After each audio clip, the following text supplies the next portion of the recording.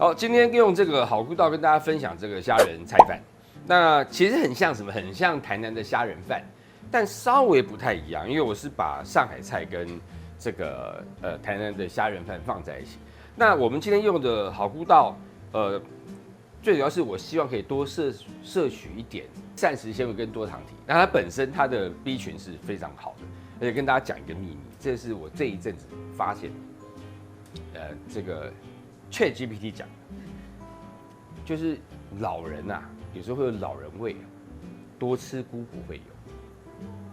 我们现在毛起来吃菇啊，怕有老人味啊，对不对？可是这个是很好的。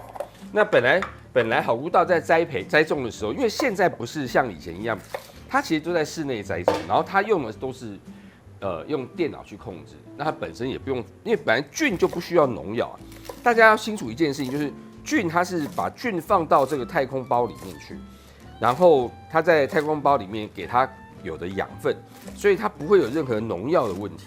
那在栽种的时候呢，我们进去里面，我如果出外景，我们进去里面一定要穿那个防尘衣啊，那就是已经把这个跟这个3C 的电子产品一样，是要你知道，它要很认真的去做这个防菌哦，包括我们去一些这个养猪或是养鸡养鸭的地方也是一样，所以它是非常安全的哦，所以在一个没有污染的地方，栽种，所以大家可以很放心去吃它。而且说另外一个就是，因为它本身在它的工厂里面，就是它的这个养猪场就很干净，所以你如果拿到这个好顾道，你连洗都没有洗，就可以直接拿来用哦。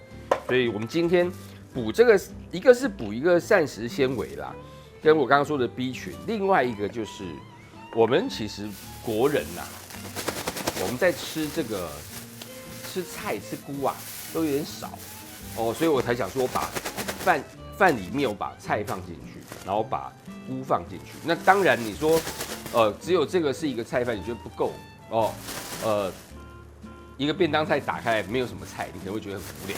那你可以再放你想要放进去的菜，可是这是一个基本的。如果说你看我刚刚菜放了大概2株的这个青江菜，那再把这个菇放进去，基本上已经是够了。那如果你觉得不够，可以再比如说菜增加量。哦，也可以。好，那我们现在这个菜，青江菜我们把它切成段。如果说是菜饭，它会怎么样？它会把这个菜直接拿去跟饭一起下去煮。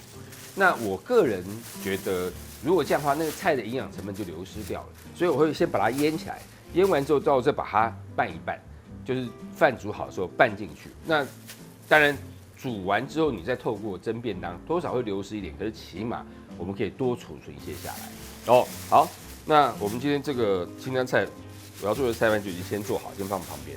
因为虾仁饭本身没什么菜哦。然后接下来我们来做这个汤底的部分。好，那我们先来煸这个虾油哦，因为我觉得虾油是一个让这道菜它既然是跟虾有关，让它味道浓郁的一个关键点。那这个本来是要丢掉，我们不要丢哦。我想这个在很多的节目里面，大家也都常常看到，大家都会把虾壳现在拿来运用。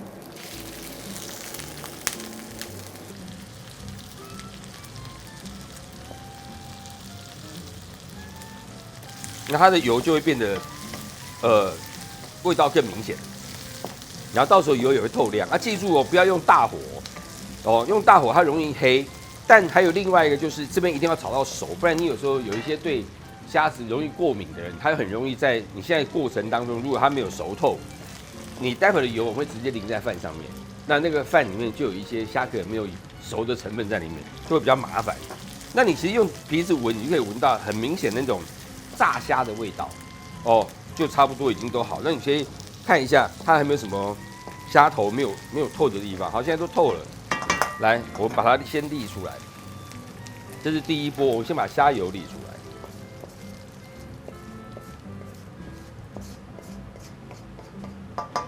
如果你有试过一次这个做虾油或者是练虾汤，我说真的，短时间你会上瘾，但有一个东西很重要，就是你不要上瘾过头了。你什么事情都要这样做哦。因为我一个好朋友真功国成先生就是这样，因为它太香了，而且你觉得太划得来了。然后现在把汤放进来，去煨它，为什么我说不要上瘾哦？你第一次在做的时候，你会觉得哇，原来虾头跟虾壳可以带给你这么棒的一个汤底，这当然是很过瘾的一件事情。啊，但如果你今天是要像我一样做虾仁饭，或者是你要做任何跟虾仁有关的，那你这样做没有问题。但就怕你认为这样好，然后你要煮海鲜，虾子味道是跟任何的海鲜比较起来，除了鲍鱼的肝跟它有的比之外，其他你用中卷，你用鱼，你用任何东西，你压不过去它的味道，所以你煮出来的海鲜就只有虾子的味道。然后这我讲给你听的，然后因为我们的导演现在兼摄影师，他现在他剪接的时候都会来到这跟我讨论一下，你在做那个东西它怎么样怎么样，我觉得很棒。现在开始会为了家人做菜啊，我觉得这是很棒的一件事。哦，然后这个汤也有人问过，就是是不是可以把它，比如说冰起来？我刚刚海鲜不要了，哦，可以冰起来，鸡汤可以，猪肉高汤可以，牛肉高汤也可以，但是就是海鲜不要，你不要把它冻起来，就下次再拿来用，它味道还是会变，而且它也有可能会比较容易会有过敏的问题出现，因为很多人对虾是过敏的。一般对虾过敏，但很多时候是虾本身你本来就会过敏。那还有一种过敏源，是因为虾子里面有时候在养虾的时候会放抗生素，哦，那所以我们一定要把它煮熟，这是一件事情。那如果说是你对虾的抗生素过敏的话，那你可能要稍微注意一下，买到对的虾。哦，好，那这个就现在虾壳就不用了，功成身退。那现在的这个汤跟虾油我们准备好了，任何的一个跟虾有关，你把这两个准备好，我跟你说，已经成功大半。哦，这边有蒜末，大概这边大概是5、6颗啦，你可以选择多或少。那这边呢，如果大家有吃过那个蒜味虾，就是西班牙的这个油封虾，应该就知道我现在希望把蒜的味道拉重一点点。把菇放进来，尤其红喜菇啦，红喜菇其实在日本料理里面是应该算我个人觉得是最广泛拿来运用，我各用一半。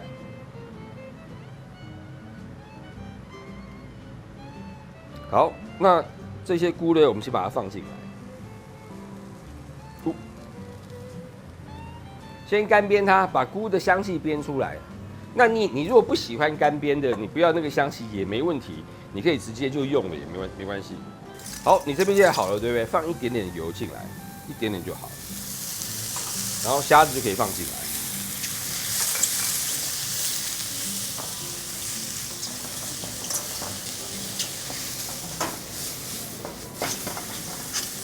好，那虾子放进来，差不多2、3分熟的时候，你可以把蒜头放进来。那很多人会说，为什么你不是先放蒜头？如果说你今天蒜头的个头大，你可以先放，因为蒜头个头很小，我们在加热过程当中，蒜头很容易就苦掉，所以最后把它放进来。然后你在过程当中，如果觉得油脂不够，你可以再补一点点。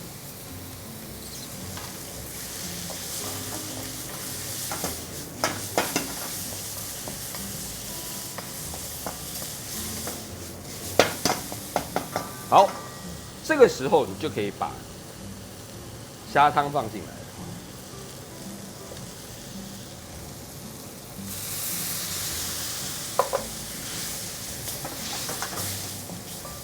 哦，虾汤现在就是稍微煮一下，因为虾子刚刚差不多是8分熟左右。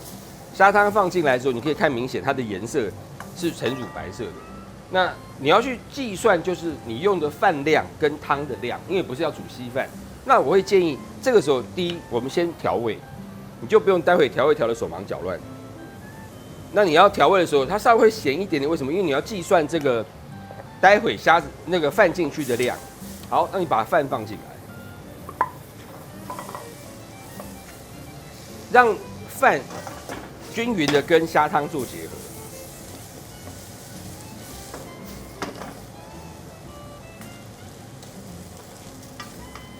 然后接下来把菜放进来，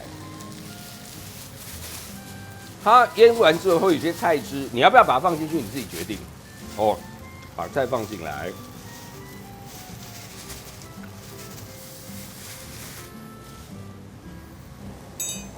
然后这时候把它拌匀。你要加白胡椒可以，黑胡椒可以在这时候加。应该很多人会说你怎么没加？我这次不打算加。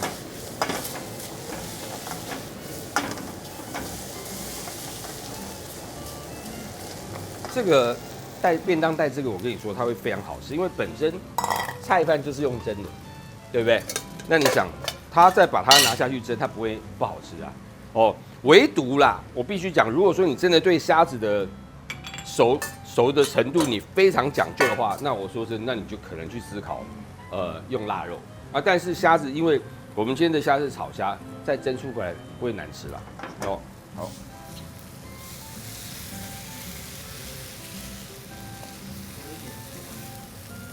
有一点什么？哦，这个便当，如果你觉得像这样，我的话啦，我以前帮我女儿带便当，我这边上面可能还会再放一块那个干煎的鸡腿，哇，美好，对不对？圆满，对不对？但这个便当说真的，当时帮我女儿带便当，在他们班上是打遍天下无敌手啊。然后大家可以试试看，又不难。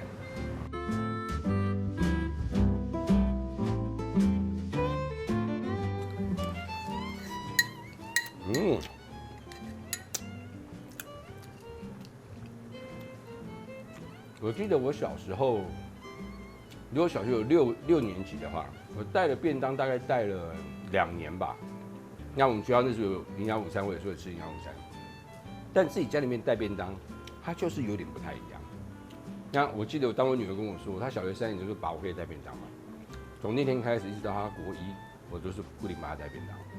那我印象最深的就是那个带便当蒸出来之后，然后打开来，百家百味啊，对不对？因为它大的那个蒸笼，所以我会建议说，要让你小孩子要吃的有食欲，你的味道要足，要明显。我不是说咸哦，我的意思说味道足，香气要有。好比说，我如果今天拿到便当是控肉，哦，我会很开心，对不对？或者是比如说，因为他那时候我帮我女儿带的便当跟这个不太一样，它是上下层，然后它的盖子呢是有一层那个胶啊，所以等于是它里面的水分是不会漏出来的。所以比如说我上面帮他带烩饭啊，带白菜卤啊，或带什么，下面带个炒饭，他把它淋上去吃，他就会觉得很过瘾啊。试试看啊。